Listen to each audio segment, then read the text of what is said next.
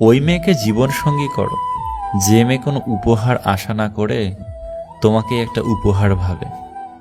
আমরা যখন ভালোবাসার মানুষকে জড়িয়ে ধরি তখন মস্তিষ্ক থেকে ভালো অনুভূতির হরমোন বের হয়, আর এটি আমাদের সুখী করে। তাই সুযোগ হলেই ভালোবাসার মানুষকে প্রায়ই জড়িয়ে ধরুন। শ্বশুর কিংবা শাশুড়িকে এতটা সম্মান দিও যতটুকু সম্মান তোমার মা বাবাকে দাও। তাদের প্রতি এমন আচরণ করো যাতে করে তাদের মেয়েকে তোমার বাড়ি পাঠানোর জন্য উতলা থাকে।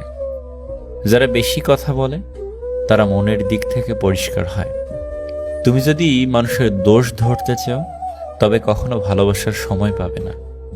সেই সব লোকদের সামনে সর্বদা খুশি থাকো যারা তোমাকে পছন্দ করে না, কারণ তোমার খুশি সেই সব লোকদের শান্তিমতো বাঁচতে দেবে না। যেই আগুন আমাদের উষ্ণতা দেয় সেই আগুনেই আমাদের জ্বালিয়ে ছারখার করে দিতে পারে। তাই বলে দোষটা আগুনের নয়।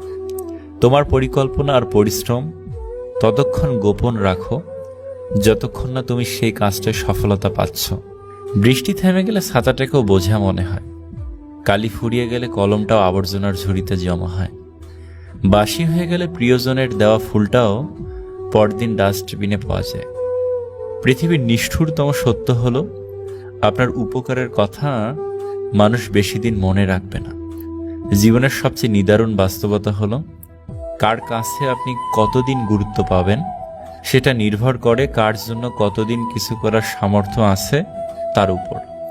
এই বাস্তবতা আপনি মানলেও সত্যি, না মানলেও সত্যি। সন্তান বাড়ি আসার আগ পর্যন্ত যার মনে শান্তি নেই তিনিই আমাদের মা। পরিশ্রম কখনো কাউকে ধোঁকা দেয় না এবং পূর্বেও দেয়নি। কিছু মানুষ খুবই গরিব কিন্তু তাদের হৃদয় খুবই ধনী। শিক্ষা যদি মানুষের দরজা হয়, আচরণ তাহলে সেই দরজার চাবি। কথায় আছে নদীর এপার ভাঙে ওপার করে। আজ যারা তোমাকে ভেঙে নিজেদের গড়েছে, একদিন দেখা যাবে সময় তাদের ভাঙবে আর তোমাকে গড়ে তুলবে। এক ভিক্ষুক প্রতিদিন শহরে যেত ভিক্ষা করতে।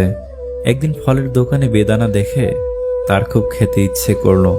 সে দোকানিকে তার দাম জিজ্ঞেস করে জানতে পারলো যে সেটা কেনা তার সাধ্যের বাইরে। তবু সে একটা বেদনার ভিক্ষা চাইল, কিন্তু দোকানি তাকে অপমান করে তাড়িয়ে দিল। ভিক্ষুকের খুব মন খারাপ হলো এবং সে মনে স্থির করলো বেদানা খাবেই।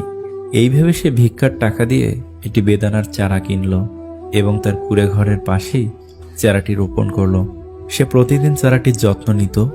ধীরে ধীরে কয়েক বছরেই চারাটি বড় হতে লাগলো আর ভিক্ষুকও বৃদ্ধ হতে লাগলো। তো বৃদ্ধ যখন মুমূর্ষু অবস্থায় বিছানায় শুয়ে দিন কাটাতো, ঠিক সেই সময় গাছটিতে বেদানা ধরল।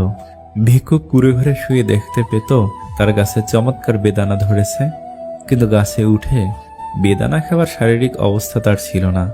এক রাতে ভিক্ষুক মারা গেল। তার মারা যাবার পর প্রতিবেশীরা বেদানাগুলো পেরে খেয়ে ফেলল। এই গল্পের সার কথা, আমাদের মানে মধ্যবিত্তদের ইচ্ছা স্বপ্নগুলো হলো ওই বেদানা গাছটির মতো, যাকে আমরা অনেক কষ্ট করে লালন করি, কিন্তু যখন সেই স্বপ্নগুলো পূরণ হয় তখন হয়তো আমরাই থাকি না, অথবা ওই আনন্দ উপভোগের অবস্থায় থাকি না। দেখা যায় অনেক মা বাবা সন্তানের সফলতার স্বপ্ন বোনেন, কিন্তু সন্তান যখন সাফল্যের শিখরে থাকে বাবা মা তা দেখে যেতে পারেন না।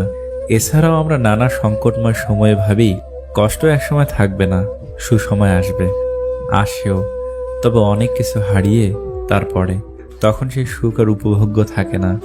আমরা কেবল স্বপ্ন বুনতেই জানি, পূরণের আনন্দটা অনেক ক্ষেত্রে উপভোগ করে অন্য কেউ। ভিডিওটি ভালো লাগলে প্লিজ একটা লাইক করবেন, কারণ আপনাদের একটা লাইক আমাদের পরবর্তী ভিডিও বানাতে উৎসাহ যোগায়। অনেক ভালো থাকবেন। আল্লাহ হাফেজ।